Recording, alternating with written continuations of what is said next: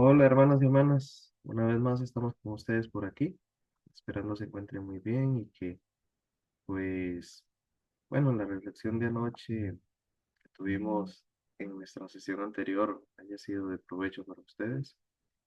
Recordando que pues vamos a continuar con el mismo tema que estamos desarrollando, así que pues, muy bienvenidos y bienvenidas, espero hayan tenido un día pues provechoso y bueno, justamente apropiándonos de la enseñanza que estamos teniendo aquí en Primera de Pedro, pues que a pesar de las dificultades que pueda existir en el día a día, podamos tener presente de que pues la gracia del Señor sigue siendo la misma, que sus promesas, sus propósitos para nuestra vida pues siguen siendo los mismos y que todo al final de cuentas consiste en cuanto realmente nosotros pues confiamos en su providencia, confiamos en su gracia, en su misericordia, en su poder, soberanía, majestad, en fin, que realmente nosotros pues podamos eh, confiar plenamente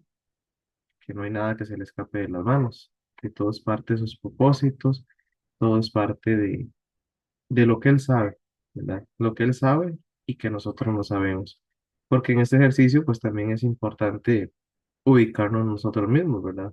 Verlo a Él como es y también ubicarnos de que nosotros pues, no lo sabemos todo, no lo podemos controlar todo y que lo que Él espera es que nosotros pues como creación confiemos en el Creador. Como hijos, confiemos en el Padre.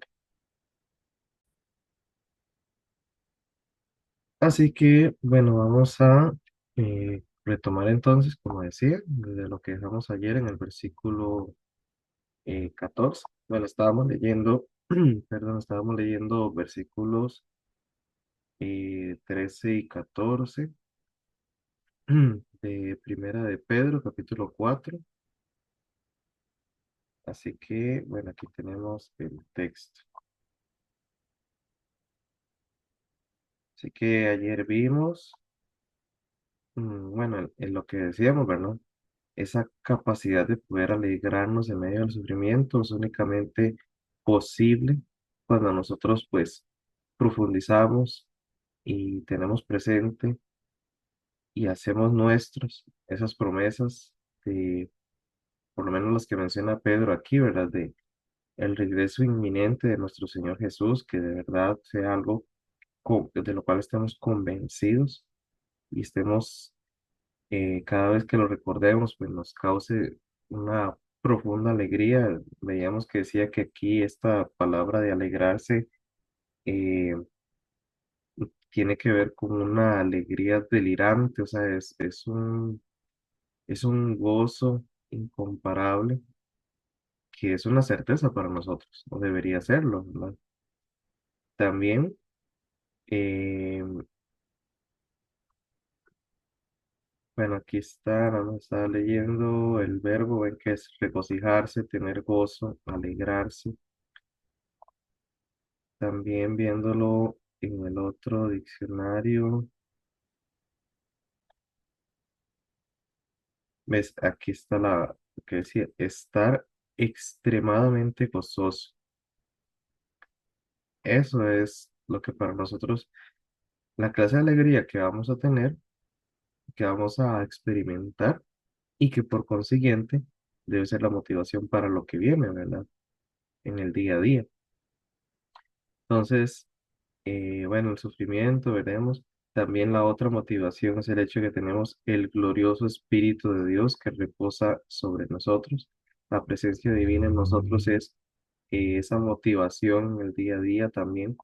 Que bueno, todo el tema del Espíritu Santo es muy, muy importante, muy, muy importante, de verdad, que nosotros pues tengamos el conocimiento de lo que implica que el Espíritu mora en nosotros, porque pues es la presencia divina en nosotros, o sea, es la presencia de la gracia y la misericordia del Señor en nuestras vidas y es consuelo, es consejo, es apoyo, eh, todo lo que nosotros carecemos, el Espíritu Santo viene a proveerlo. Entonces, ¿qué tan significativo debería ser para nosotros eso también en el día a día?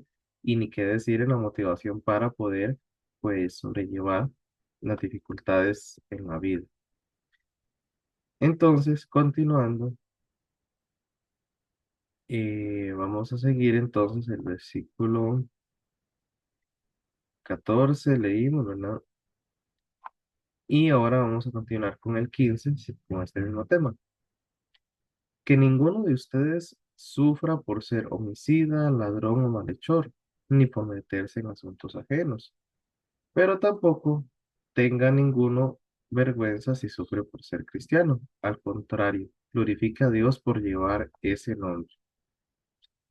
Vamos a analizar estos dos versículos juntos.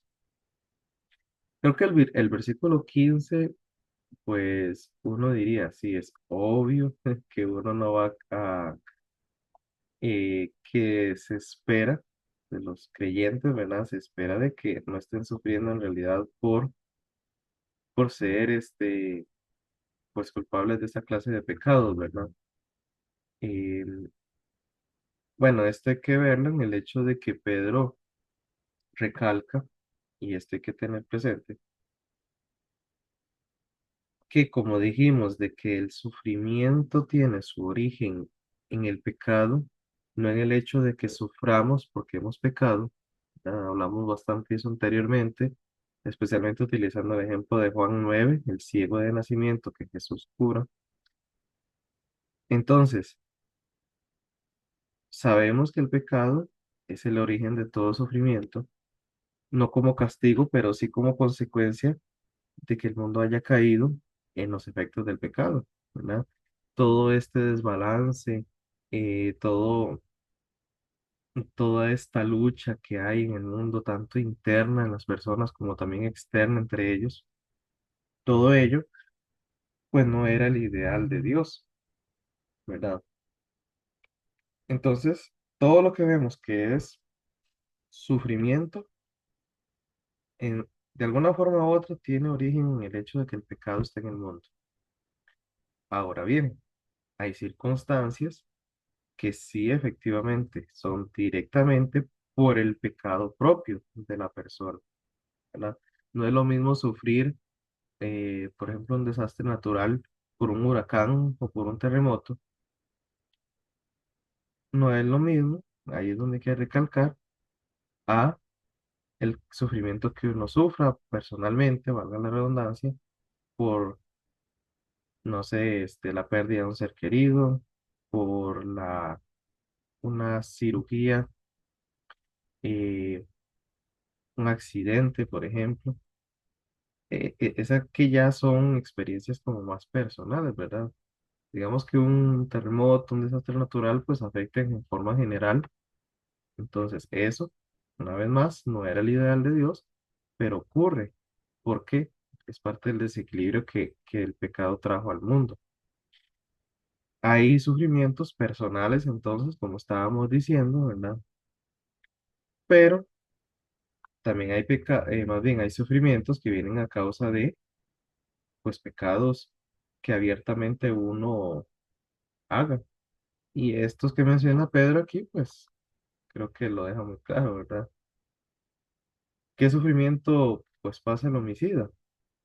Que lo echen a la cárcel, que le den una condena de muchos años, incluso pues, bueno, en nuestro país no es así, pero eh, que le pongan una sentencia de muerte. ¿Qué está detrás del hecho de estar encarcelado? Bueno, que no puede ver a sus seres queridos, a su familia. Y es muy fácil ver ahí, digamos, y decir, pues claro, ese sufrimiento no se, pues, no, más bien ahí sí vemos el sufrimiento como un castigo. Y de hecho esa es la intención, ¿verdad? Detrás de una persona que es arrestada, que es llevada a la cárcel y que ahí tiene que llevar una pena. Eso sí lo vemos vemos el sufrimiento como un castigo, ¿verdad? Más bien debería ser lo que, o por lo menos así lo consideramos, ¿verdad? Debería ser así siempre, que sufran. ¿Por qué? Porque ellos fueron causantes de sufrimiento. igual con el ladrón, igual con cualquier tipo de malhechor. Eh, Aquí el sufrimiento, estamos hablando de que es un sufrimiento aparte de inevitable, o es lo que esperamos, ¿verdad? Porque lastimosamente también la forma en que se administra la justicia, hasta en eso está corrompido, ¿verdad? ¿Cuántos homicidas, ladrones andan libres por la calle? Pero hablando idealmente, pues hay un sufrimiento inevitable. Bueno, incluso podemos decir, si lo vemos más interiorizado, inevitablemente el homicida vive con un sufrimiento aun cuando no lo echen a la cárcel, porque lo que está reflejando con sus actos es una búsqueda de llenar sus necesidades internas, de, de encontrar alguna clase de estabilidad económica, robando algo, matando a alguien. Entonces ya de por sí hay un sufrimiento interno en la persona.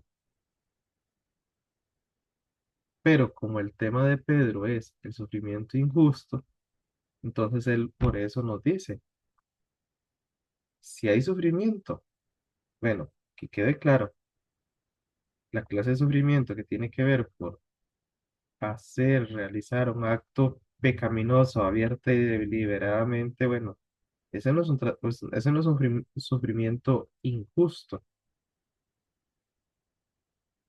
de ese sufrimiento no estamos hablando.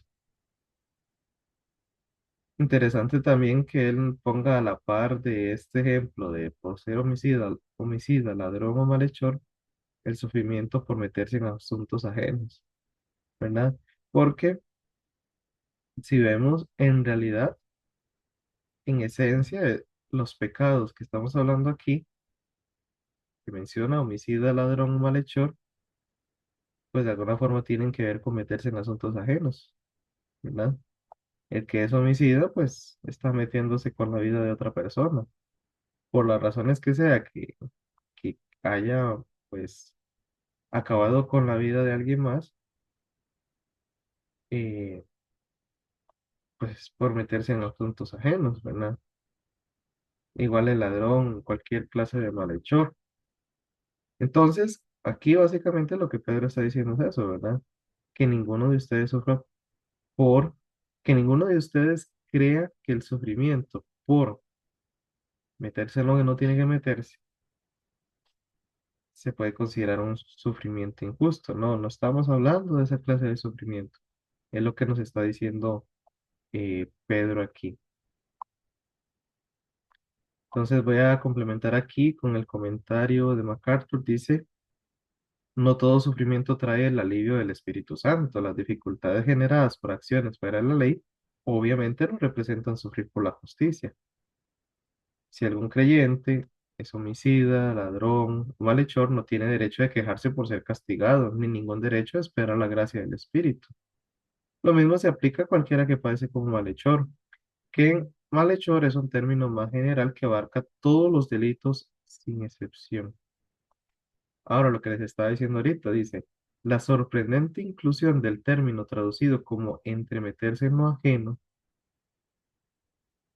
y en principio parecer de menor importancia en comparación con los otros términos utilizados por Pedro, muestra que todos los pecados, no solamente los delitos, hacen perder el consuelo del Espíritu Santo.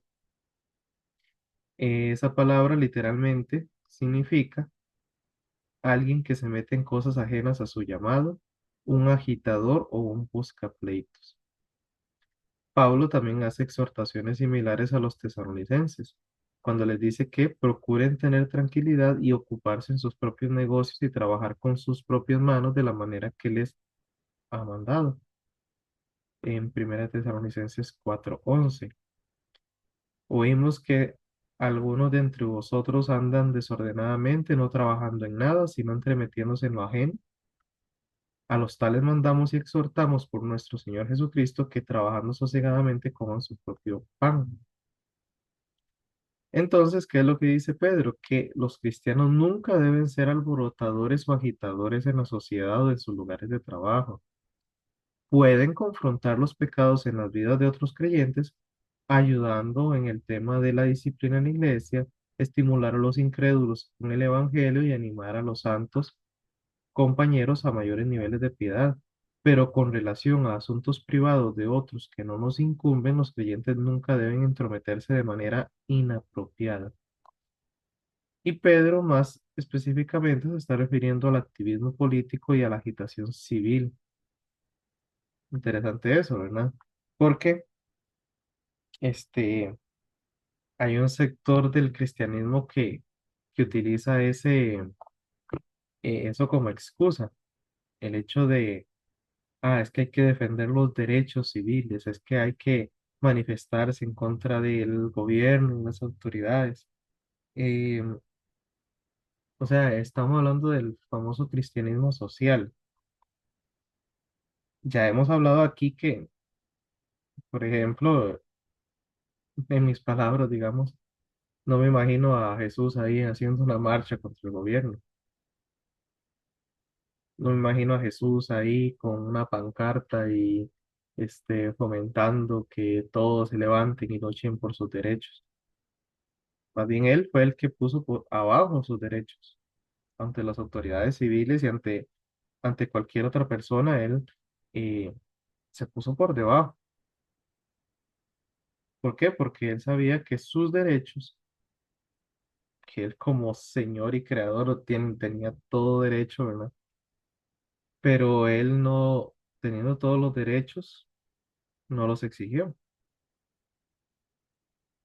porque esos derechos no lo hacían más ni lo hacían menos. Lo que lo definía era, en palabras del apóstol Juan, ahí en Juan 13, lo que lo definía era de dónde venía, de a dónde iba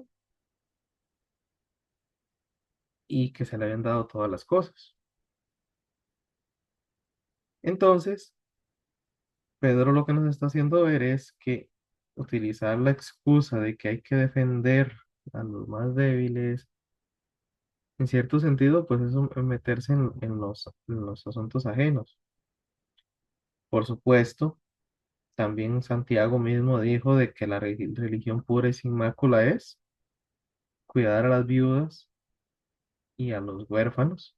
O sea, no estoy diciendo que no deba haber un interés social, pero no en el sentido de lo que de alguna forma provoque eh, conflictos, hasta violencia, casi muchas veces, ¿verdad? Las manifestaciones no terminan más que en violencia, y no necesariamente estamos hablando de ir a los golpes o ir a las armas, estamos hablando de la violencia eh, psíquica que provocan, el humillar al otro porque no piensa igual, el menospreciar a los demás porque ellos están mal y yo estoy bien. Todo eso es una forma de violencia también. Entonces no estamos hablando de eso, ¿verdad? ¿Cuál es la mejor forma de atender a las necesidades sociales? Bueno, ir directamente a los necesitados. La primera necesidad que tienen, la prioritaria, es el Evangelio.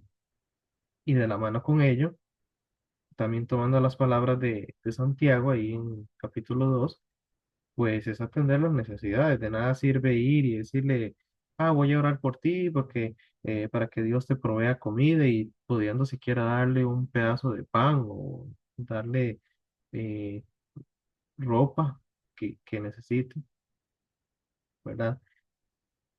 Ese, esa clase de meterse en lo ajeno, esa clase de forma de meterse en lo ajeno, por decirlo así, pues esa sí es bíblica, porque es consecuencia de el corazón que más bien está poniendo de interés en la necesidad de la persona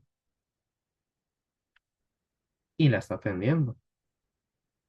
Pero meterse en asuntos que al final de cuentas no tienen beneficio, eso es algo que como creyentes hay que medir muy bien, ¿verdad?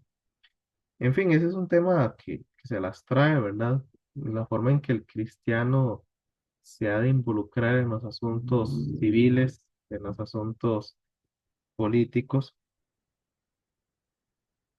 pero en esencia, pues cualquiera que sea la posición en la que estemos, siempre debemos pensar y cuestionarnos realmente de qué manera utilizaría esa posición, ese escenario, nuestro Señor Jesús. Si Él estuviera en ese escenario, ¿qué haría?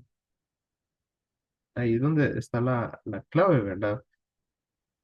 Jesús, incluso recordemos que a él lo querían poner como gobernador, como rey, y él más bien huyó de eso.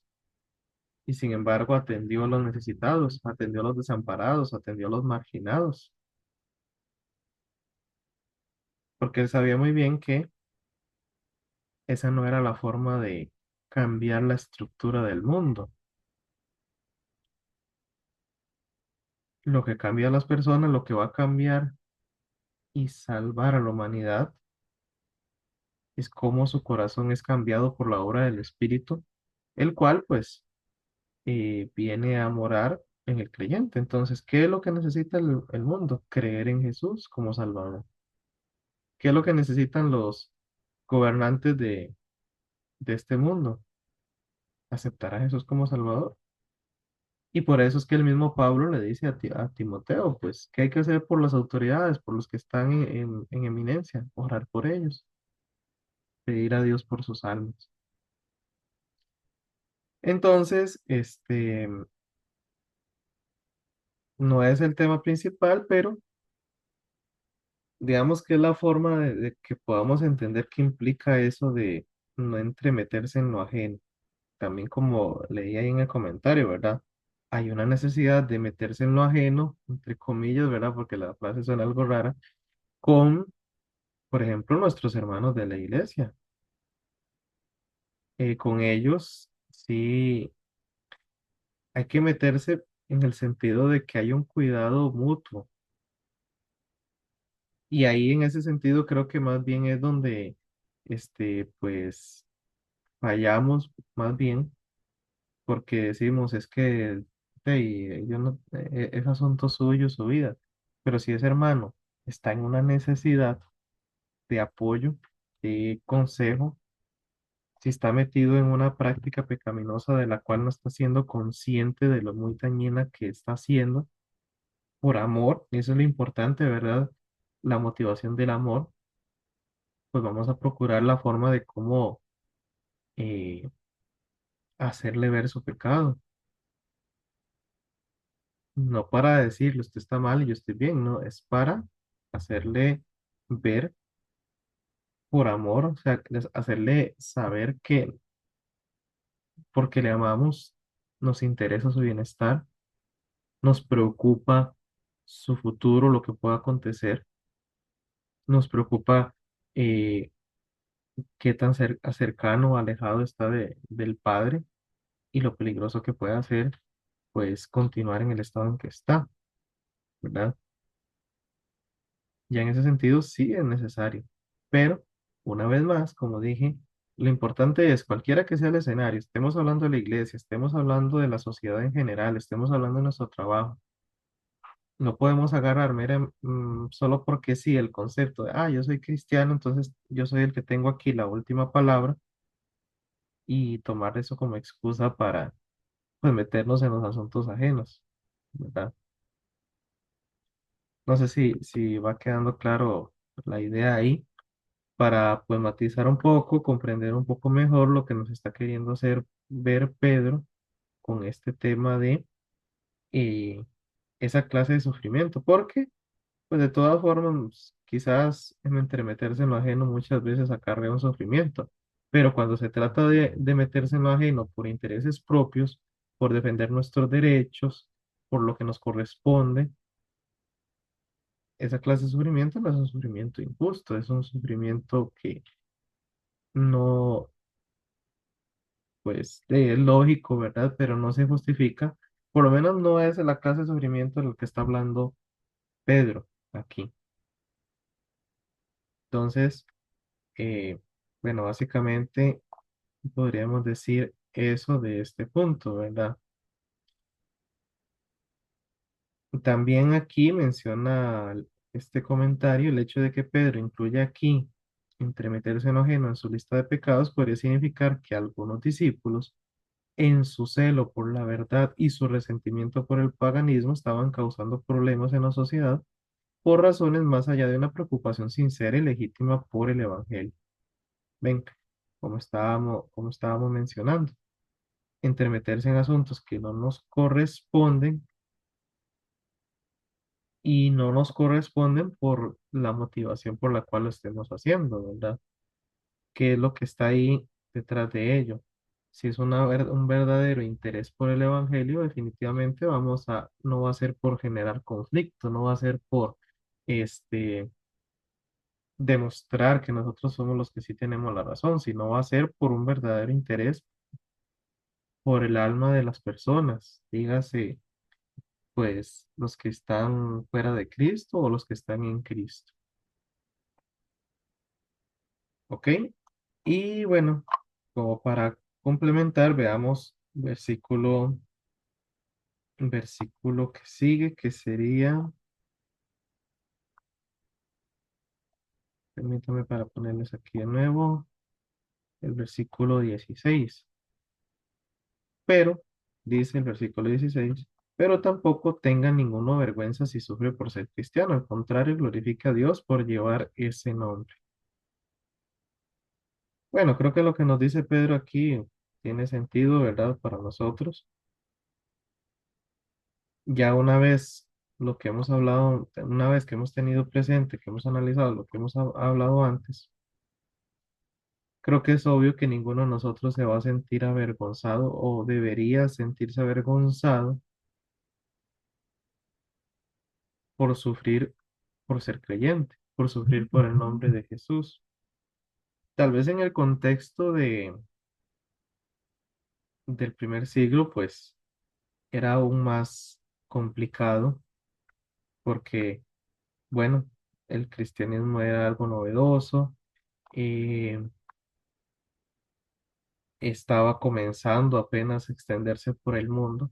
Entonces, pues, de hecho, no sé si por ejemplo, ustedes han visto que en muchas ocasiones los cristianos se burlaban de los cristianos. Bueno, incluso lo menciona Pablo ahí en 1 Corintios 1 cuando él dice de que para el mundo es locura creer en Jesús como Salvador, ¿verdad? Eh, Se burlaban de que aquel al que adoraban los creyentes fuera alguien que hubiera muerto en una cruz. Vamos a leerlo aquí textual.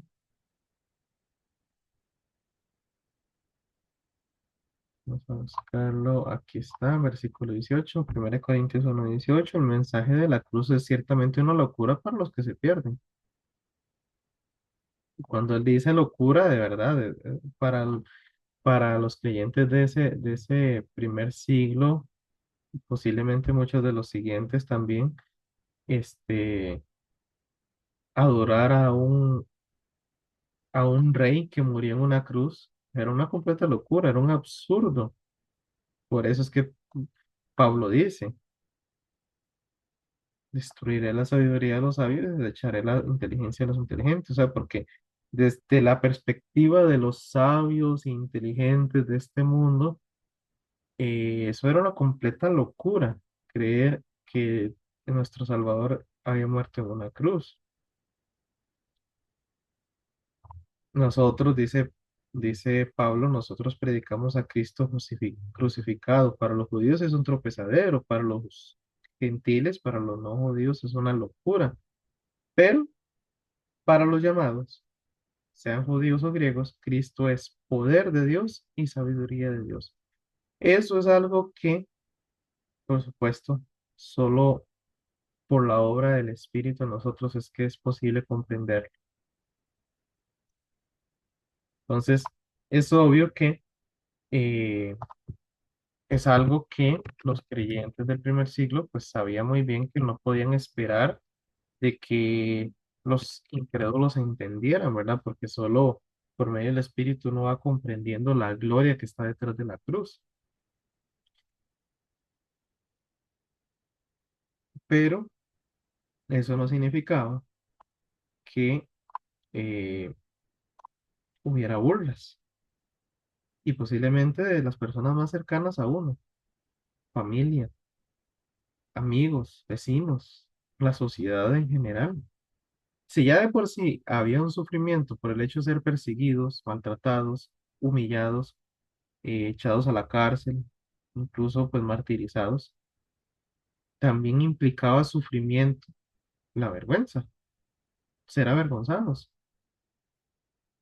porque seamos sinceros, no es fácil hacerse, como dicen, hacerse el tonto cuando se está burlando de nuestra fe. No es fácil simplemente hacerse de la vista gorda, ignorar. No es fácil, pues, soportar la vergüenza o simplemente no sufrir vergüenza. Esa es otra forma de sufrimiento. Pero, como hemos venido hablando, las promesas de Dios, la fidelidad que Él ha tenido a su pacto con nosotros por medio de Cristo, su misericordia y su gracia, es lo que nos va a capacitar a poder, como vimos desde antes, alegrarnos de ser partícipes de los sufrimientos de Cristo. Es lo que nos va a capacitar para no sentir vergüenza,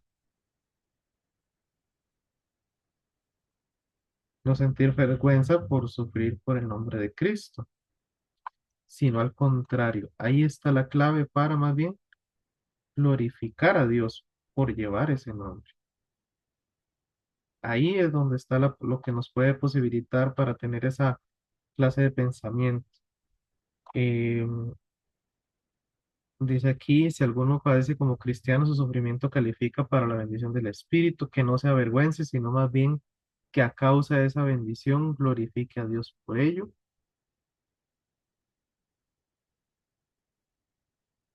Bueno, menciona aquí algo importante, ¿verdad?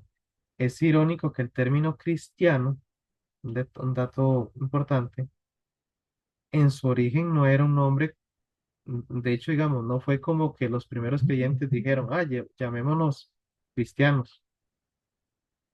El concepto, el título cristiano, originalmente fue una designación despectiva, o sea, ay, mira, los cristianos, era lo que decían los incrédulos, o sea, era una forma ofensiva de tratar a los seguidores de Jesús y se veía como, pues, eh, una, una forma de tratar con odio a los creyentes. En Hechos 11:26 menciona la primera vez que se les llama cristianos a los creyentes, pero ahí ustedes lo pueden leer, no son los cristianos que se empiezan a llamar a sí mismos, son los incrédulos que los empiezan a llamar así. Con el tiempo se va convirtiendo más bien en un concepto de orgullo, ¿verdad? Porque ser cristiano significa ser seguidor de Cristo. Ahora se ha convertido y debería seguir siendo más bien en un concepto de orgullo, ¿verdad? Glorifique a Dios en este contexto significa alabarlo por el privilegio y el honor de sufrir por ello, debido a lo que Él ha hecho, lo que está haciendo y lo que hará para siempre por sus santos. Ven, ahí está la clave. La motivación no está en las personas, la motivación no está en el reconocimiento, la motivación está en Dios mismo, lo que Él ha hecho, lo que hará y lo que está haciendo en este instante. Entonces, tener presente eso no solo produce gozo, alegría, como vimos antes, sino que también va a provocar alabanza. Entonces, hermanos y hermanas, pues ahí está la clave. Glorificar a Dios por llevar ese nombre únicamente va a ser posible cuando seamos realmente cada vez más conscientes de quién es Él, de quién somos nosotros y el privilegio que tenemos. Eso es lo que nos va a capacitar para que cualquier situación que haya sufrimiento, en lugar de sentirnos avergonzados, eso sí, sufrimiento por ser creyente, en lugar de sentirnos avergonzados, más bien glorifiquemos a Dios. ¿Por qué? Porque sabemos que el sufrimiento tiene propósito, porque sabemos que en su amor y su bondad infinitas, ese sufrimiento tiene propósito y sentido. Él se está haciendo cargo de ello y Él está siendo soberano, Él nunca está perdiendo el control y glorificándolo porque independientemente de cualquiera que sea la circunstancia, Él sigue siendo nuestro Señor y Dios. ¿De acuerdo? Muy bien, entonces oremos para terminar por hoy. Padre, gracias te damos una vez más por la palabra en la que reflexionamos y meditamos acerca de tu amor, de tu soberanía.